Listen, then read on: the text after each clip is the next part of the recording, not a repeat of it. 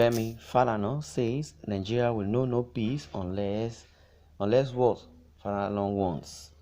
The human rights lawyer Femi Falana, senior advocate of Nigeria, has expressed fear and worry over the level of impunity in Nigeria, saying peace will continue to elude the country without a proper peoples-oriented constitution. Also, former president of the Nigeria Bar Association, Wole Olanipekun, senior advocate of Nigeria, also has advocated true federalism, immediate reform in judicial system, among others.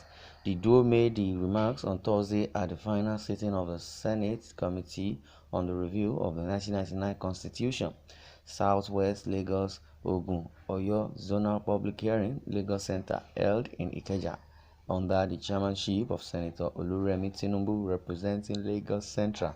However, participants at the hearing reiterated calls for a total review of the Constitution to reflect fiscal federalism, implementation of the Child Rights Act and Disability Act in states, local government autonomy, judicial autonomy, and police reform. While making a presentation, Falana made a large case for the poor and vulnerable, insisting that it was important to give secession agitators in the country the confidence of peace and the sense of inclusion if they must remain as indivisible entity. Condemning the rate of impunity in the country, Falana stressed our country is ruled by the rule of the rulers and not rule of the law. People commit all manner of crime and get away with it because there are no sanctions. This must change. The Social Security Bill must also work so that jobless people can get stipends pending when they will get full payment. He added, "What can we do very quickly to save this country, which is on the verge of collapse? If you don't want people to break away from Nigeria, we must give them confidence and sense of belonging. Don't declare a war." Therefore, for the constitutional amendment to be fruitful, for us to have genuine outputs from this meeting, peace must reign. We must address Nigerians' problem frontally. We must also give people the confidence of peace and inclusion if we must kill the cries for secession. Don't declare a war. In fact, in some part of the country, the 2023 elections are already in jeopardy. INEC offices are being bombed. Police stations are being bombed. In that kind of atmosphere, we cannot pretend that there is political stability in our country. Essentially, I am making a case for the poor, the masses of our people who are generally not represented in fora of this nature, which are most times for the elites and privileged among our people. Chapter 2 of the Constitution guarantees the right to education, health, living minimum wage, and good adequate housing and employment benefits, among others. But members of the ruling class conspired and agreed, regardless of political affiliation, that these provisions shall not be enforceable or made justiciable, but unless we are prepared to make these provisions justifiable and enforceable, this country will know no peace. Whatever constitution will come forth after now must make justiciable the fundamental objectives and directive principle for states without which will be no political stability in Nigeria. The lawyer also advocated that the Child Rights Act enacted in 2003 and the Disability Act he domesticated and implemented in states of if the constitution review must make meaning to the common man. We are submitting that the Child Rights Act enacted in 2003 be made applicable throughout Nigeria. We have to work it out. As of today, only 25 states have adopted the law, but even then, not fully implemented. Unfortunately, it is states and where banditry, kidnapping, and terrorism thrive that have refused to adopt or domesticate the law. And that is where banditry, terrorism, and kidnappers recruit daily.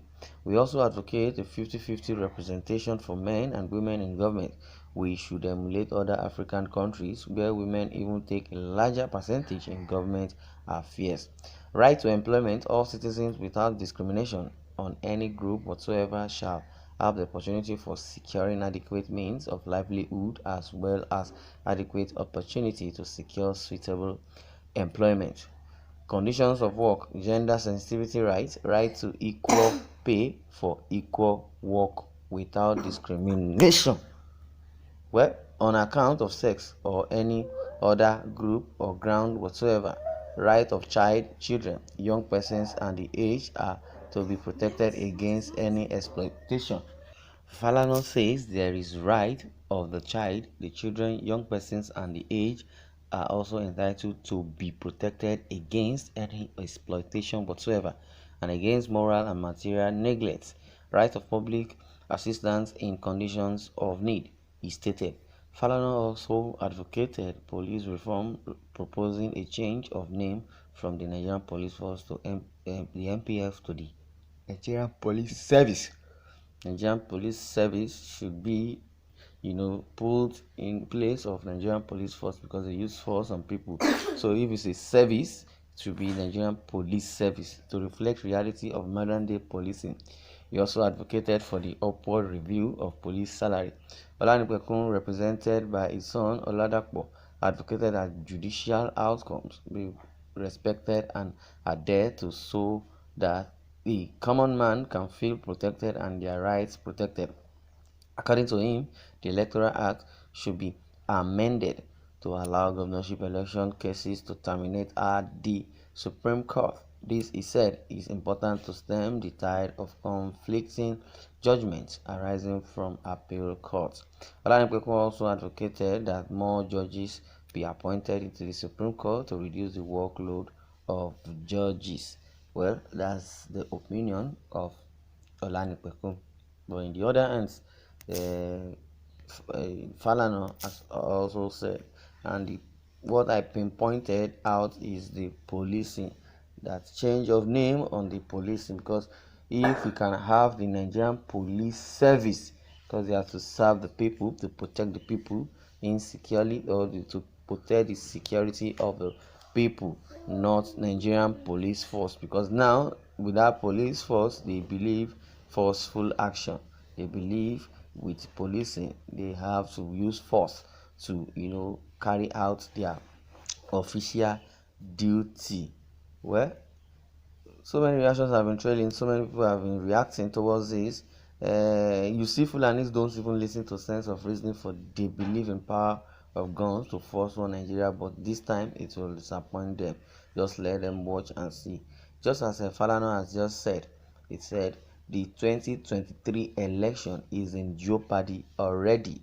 Well, Yoruba race and the West that will not know peace, not okay. Somebody is reacting that, well, if they decide not to agree or adhere to the plight of the Yorubas or the Southerners, or for restructuring, that means Nigeria may not know peace. That's what is being said here. And Falana is of the opinion that there should be a restructuring. The sessioners should be given, open arms, and also they should be given listening ear so that they can give out their demand. But if they try to use war or dispute or violence on this, so that means there will be war. So they should rather adhere. So many people also have been saying that Falana's inputs are all genuine, especially the common masses which were not given adequate attention in the past. The elites, should they make laws which favors or seems to favor them alone, let them be sure of sitting on a time bomb. No place can protect them when it detonates. They should listen to Falana's observation on this very issue to avoid future catastrophe.